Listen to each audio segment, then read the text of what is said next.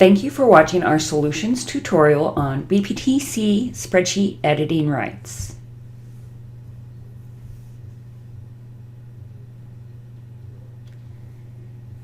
The assessor can go into the application forms and spreadsheets, and you'll notice in front of their extract BPCT spreadsheet for change there's a padlock.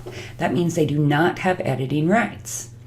Now if we take a look at the auditor's spreadsheet down at BPTC replacement claim and rollback, and in front of extract BPTC current spreadsheet for change, you'll notice there's a globe. That means they can edit. They'll want to give control to their assessor, so they'll go into their control file, click on options, scroll down to the bottom under edit BPTC, and they will choose a Y and change it to a no, do not edit. Now you'll notice there is an N there. That's what the assessor is set to. So you'll click submit again. Now you'll let your assessor know to go in and check their application forms and spreadsheets.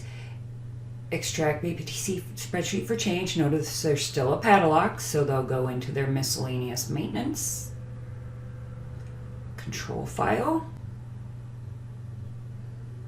options.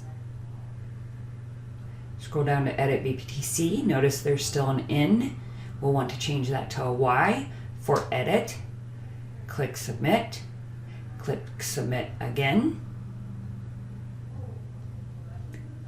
Click refresh. Go back in application forms and spreadsheet. Take a look at extract current spreadsheet for change. Notice there's a globe. You now have editing rights.